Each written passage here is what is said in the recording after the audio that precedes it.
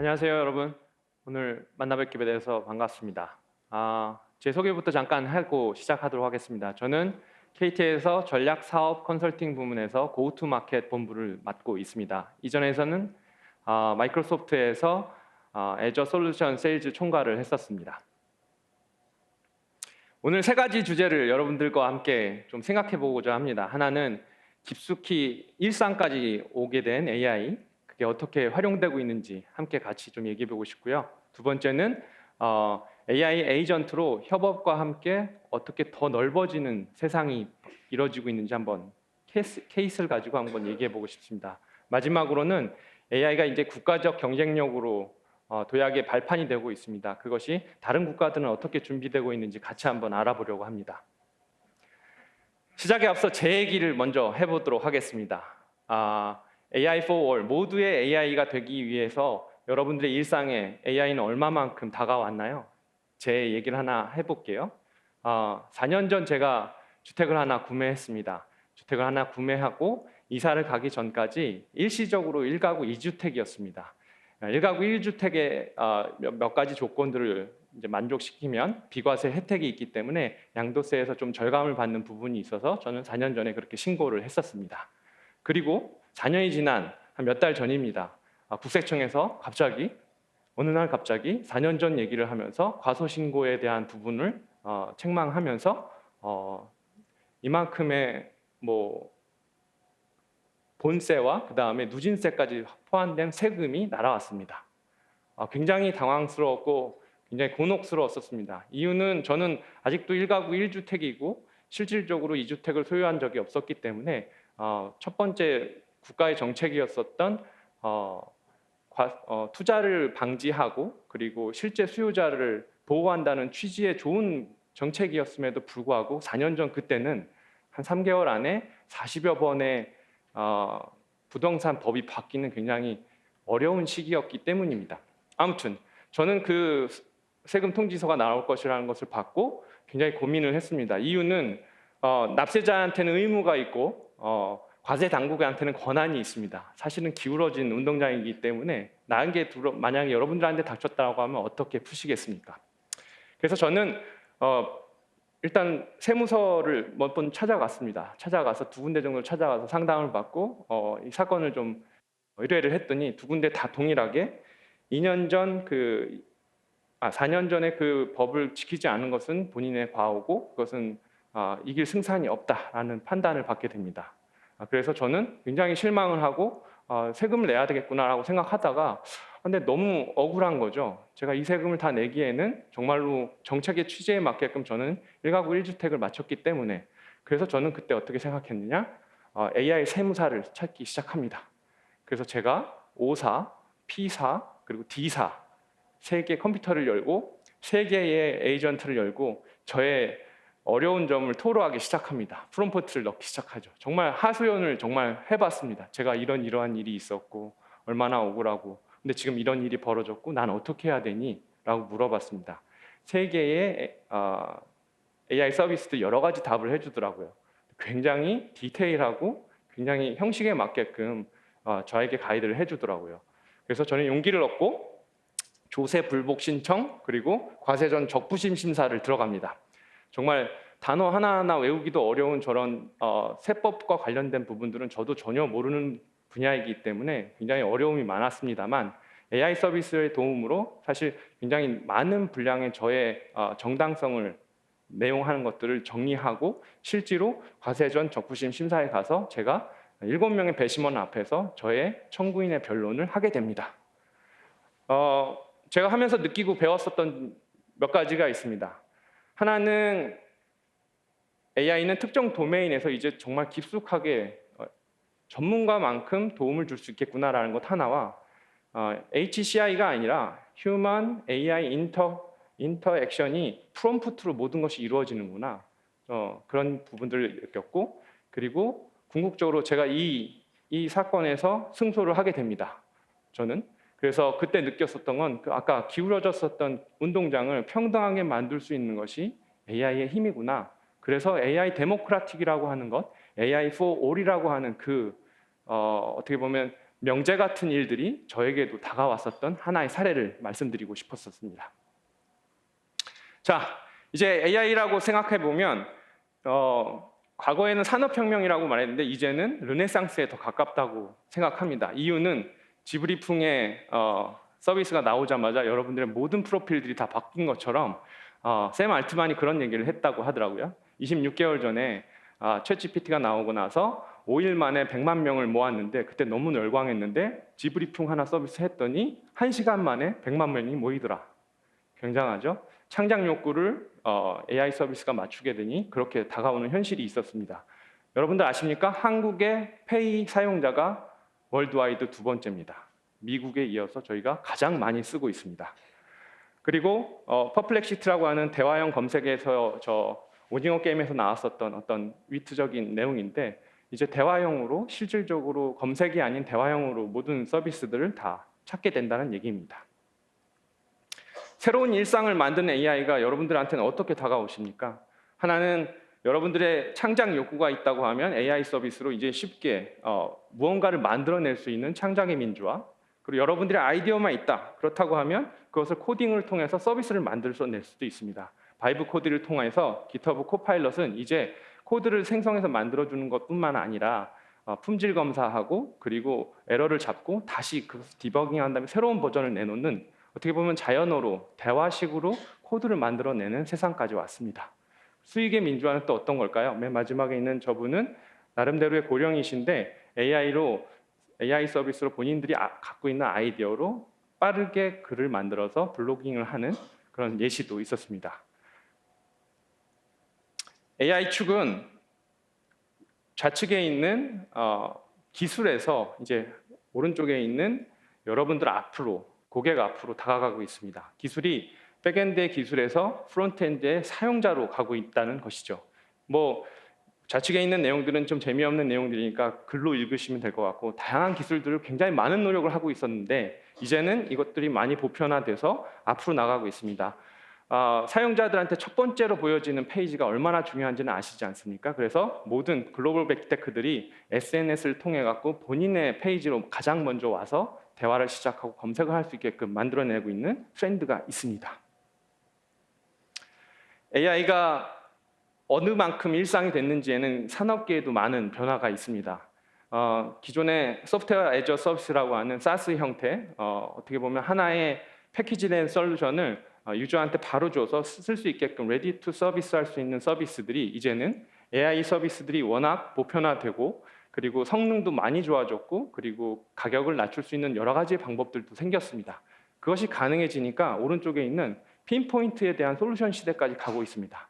그래서 뭐 이븐업이라고 하는 미국의 회사인데 미국에서는 보험을 청구하고 클레임하는 것이 굉장히 어렵고 실패율도 많습니다. 근데 그 많은 과정들을 어떻게 보면 에이전트 하나로 저렇게 만들어서 어떻게 보면 30% 이상의 빠른 처리를 할 수 있는 사스 형태의 서비스도 내놓기 시작했죠. 그래서 뭐 AI 서비스가 AI 에이전트가 이제는 사스 시장을 공략하고 무너뜨릴 거다라는 우려도 있기도 합니다만 어떻게 됐던 AI 에이전트로 어떻게 보면 없었던 세상과 없었던 니치 마켓들이 하나씩 서비스화 될 수 있다는 사례를 볼 수 있습니다. 서비스 에서 AI라고 하는 타이틀을 한번 걸어봤는데요. 이게 어떻게 오고 있는지 한번 사례를 통해서 얘기해 보도록 하겠습니다. 예전에 비즈니스 프로세스 아웃소싱이라고 하는 BPO 영역까지도 이제 들어오고 있는데 히포크라틱 AI는 여러분들 만약에 건강검진을 하게 되면 며칠 날 무엇을 준비해야 되는지에 대해서 여기서 어떻게 보면 비서처럼 무엇을 준비하고 무엇을 해야 되는지까지 하나씩 다 과정들을 서비스해주는 회사입니다. 스미스 AI라고 하는 회사는 콜센터라는 부분들을 아예 아웃소싱해서 아웃컴 애저 서비스 형태로 뭐 무엇인가를 맞추겠다라고 하는 것을 명제로 삼고 뭐 30개 콜, 90개 콜에 얼마를 받겠다라고 하는 서비스 형태를 제시하기도 합니다. 이렇게 AI 서비스들이 굉장히 빠르게 올라오다 보니 슈퍼 린 네이티브의 스타트업들도 많이 생기기 시작했습니다. 예를 들면 미드전이라고 하는 이미지 생성부터 솔브리 AI라고 하는 AI 숙제 도우미까지 뭐 솔브리 같은 경우는 수학 문제를 찍어서 내보내면 그것에 대한 해법과 비슷한 퀴즈까지도 생성해서 다시 제출해주는 이런 서비스들이 있습니다. 보시면 직원 수를 보십시오. 4명부터 40명까지. 예, 근데 나오는 아웃컴을 한번 보실까요? 약 6,900억. 네, 굉장하죠. 그래서 전혀 다른 형태로 스타트업들의 에코들이 생기기 시작했습니다. 뭐 이러한 사례를 사실 저도 사업을 하는 입장에서 저희 내부에서 한번 실험을 해봤습니다. 코딩을 잘하는 분들이 없었습니다. 저희 본부에는. 근데 제가 KT와 마이크로소프트와 함께 협업을 해서 오퍼링을 만들고 고투마켓을 하기 위해서 오퍼링들을 정리하고 그것들 다 모아놓는 어떤 형태의 서비스들을 만들어 놔야겠다라는 생각에 사람들한테 작업을 맡겼는데 단 2명이 한 1개월 정도 내외에서 마이크로소프트의 서비스인 파워 플랫폼하고 코파일럿 스튜디오를 가지고 저렇게 하나를 만들어내더라고요. 그래서 전국에 있는 KT에 있는 세일즈 분들이 쉽게 오퍼링 셋을 다운로드 받고 나 이럴 때 어떻게 팔아야 되지? 자연어로 물어보면 가장 비슷한 오퍼링 셋을 추천하는 형태로 서비스를 만들어내고도 했습니다. 뭐 이런 간단한 내용에서도 보시다시피 이제는 AI 네이티브라고 하는 것이 얼마나 빠르게 움직이고 있다는 것을 알 수 있습니다. 두 번째 토픽으로 넘어가 볼게요. AI 에이전트는 이제 협업으로 그 판을 훨씬 더 넓히고 있습니다. 그것이 가능했었던 이유의 생태계를 먼저 봐야 될 것 같습니다. 기존에는 에이전트의 프레임워크에 대한 개발론들이 사실은 선택의 다양성도 굉장히 높았으나 생태계를 통합하기에는 쉽지 않은 부분들이 있었습니다. 그것들이 완결적 작업을 위해서 에이전트끼리 협업할 수 있는 에이전트 투 에이전트 간에 할 수 있는 방법들이 생기기 시작했는데 그것은 MCP라고 부르는 모델 컨텍스트 프로토콜이 나오면서부터입니다. 그 다음 장에서 그 내용들을 잠깐 얘기해 드리도록 하겠습니다. MCP, 모델 컨텍스트 프로토콜.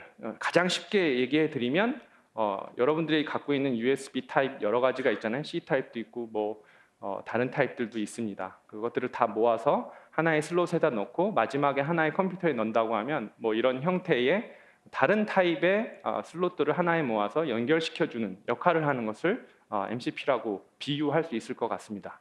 뭐 인터넷 혁명으로 봤었을 때 TCP/IP가 하나의 표준을 만들어서 인터넷 세상이 가장 빠르게 올라왔듯이 지금 모든 AI 에이전트들이 하나씩 서로 통신할 수 있게끔 만들어내는 표준이라고 볼 수 있겠습니다. 자, 그게 되면서 모델 간이 서로 많은 모델 간이 MCP를 통해 가지고 엔드포인트에 있었던 데이터나 스토리지라든지 Git에 관련된 것들이 연동되기 시작합니다. 자, 이렇게 되면서 생태계가 생기기 시작했습니다. 약 5천 개가 넘는 MCP 관련된 서버와 클라이언트에 대한 앱들이 출시되기 시작했습니다. 이것은 무슨 얘기를 말을 하냐? 사례를 하나 들어보도록 하겠습니다. 여러분이 만약에 소프트웨어 엔지니어를 후보를 찾고 인터뷰 일정까지 잡고 싶습니다. 그래서 여러 가지의 프롬프팅을 해가지고 길게 씁니다. 좋은 선수 찾아서 나에게 인터뷰 일정을 잡아줘. 그러면 클라이언트 에이전트라고 하는 대표 에이전트가 먼저 받아서 분개를 합니다. 트리아제를 하는 거죠. 누구 에이전트를 부르면 가장 일을 잘할까를 지가 찾고 그와 관련된 내용들을 작업 요청을 만든 다음에 보냅니다. 그래서 한 놈은 홍일동이라고 하는 선수를 골라내서 추천을 하기 시작하고 다음 놈은 그 사람과 언제 시간이 맞는지를 이제 연결하도록 하죠. 그렇게 하게 되면 마지막 결과 반환은 몇 월 며칠 몇 시에 홍길동이라는 선수를 인터뷰를 잡았습니다라고 하는 우리가 하고 싶어하는 jobs to be done이 결과가 나오는 형태가 됩니다. 자, 이런 형태의 멀티 에이전트 간의 협업이 사실은 이제 열리기 시작했고 이것에서 가장 중요한 것은 에이전트와 에이전트 간의 상호간 통신할 수 있게끔 만들어지는 표준화와 생태계 확장이 가장 중요한 포인트가 되겠습니다. 자, MCP가 하는 연결에 대해서는 사례에서 잠깐 인비전이 되셨을 텐데 실질적으로 에이전트 간의 통신이 되려고 하면 MCP라고 하는 것이 수직적으로 업무를 통합시켜야 합니다. 업무와 프로토콜들을 통합시키고 또 다른 에이전트를 부르는 것은 에이전트 투 에이전트라고 하는 수평적 협력을 하는 또 다른 커뮤니케이션이 연동이 되어야 합니다. 자, 이런 형태로 그 에이전트들은 이제 서로 저희한테는 그냥 필요한 내용만 말을 하면 에이전트끼리 모아서 답을 가져오는 시대까지 오기 시작했습니다. 국가적으로는 어떤 준비를 하고 있을까요? 스탠퍼드에서 AI 인덱스라고 하는 것들 조사를 해서 이렇게 발표를 하는데요. 미국이 1385포인트고 그 뒤를 맹렬히 쫓고 있습니다. 중국이 1362포인트입니다. 이미 논문에 있어서는 양이나 질에 있어서는 미국을 좀 추격하기 시작했고요. AI 활용을 투자를 하는 규모를 봐서라도 2천조 원이 넘는 막대한 볼륨의 투자를 중국이 하고 있습니다. 이런 형태로 계속 미국과 중국, 일본 열강들이 AI에 열광하면서 이것이 바로 국가 경쟁력이 될 것이라고 굳은 믿음에 많은 투자를 하고 있죠. 미국부터 한번 살펴보도록 하겠습니다. 미국은 AI를 아예 국가 전략 자산이라고 정의를 해버리고 국가 안보 각서까지 발표하고 그리고 스타게이트라고 하는 프로젝트를 발표하면서 대규모의 투자들을 민관이 합쳐서 함께 투자를 이뤄내기 시작합니다. 이것을 통해서 사실은 산업의 원동력을 찾고 그리고 자국의 AI 리더십을 보호해서 기술 동맹을 맺고 수출을 통제하는 것까지 연동이 되고 시작했습니다. 중국은 어떤가요? 사실 저는 중국이 제일 무섭습니다. 이유는 국가 주도와 민간 실행이 굉장히 공격적으로 이루어지고 있고 그것이 다양한 육성과 지원책으로 매우 실리적으로 AI를 활용하고 있다는 겁니다. AI가 가장 중요한 것은 실행력과 실행을 해보는 것이라고 생각하기 때문에 가장 빠르게 산업에 적용하고 있다고 보고 있습니다. 샤오미는 이미 모든 기계가 사람이 없는 팩토리가 돌기 시작했습니다. 다크 팩토리라고 부르죠. 사람이 없기 때문에 밝을 필요가 없습니다. 24시간 무인화로 그냥 돌리고 있습니다. BYD 자율주행 보셨습니까? 지하 주차장까지 가서 파킹하는 거 보고 놀랐습니다. 그리고 장뚱닷컴이라고 하는 AI 호스트는 24시간 자기가 알아서 팝니다. 이런 형태로 실용성과 산업에 적용하는 것이 굉장히 빠르게 진행되고 있는 것이 중국의 사례입니다. 일본은 어떨까요? 잃어버린 30년이라고 조금 뒤처졌다라고 생각되지만 다시 보면 일본은 굉장히 중요한 소재 산업들을 계속 다 갖고 있고 원천 기술력을 많이 갖고 있기 때문에 글로벌 빅테크들이 아직도 많은 투자를 이뤄내고 있습니다. 그중에 소프트뱅크는 크리스탈 인텔리전트라고 하는 에이전트를 만들어내겠다라고 아예 가치를 걸고 투자를 오픈 AI와 함께 같이 해서 자국 내에 서비스를 만들어내는 데에 집중을 하고 있습니다. 유럽은 어떨까요? GDPR에서 시작한 규제의 왕국입니다.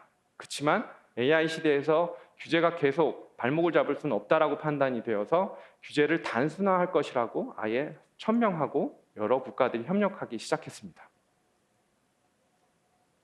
마지막 장표인데요.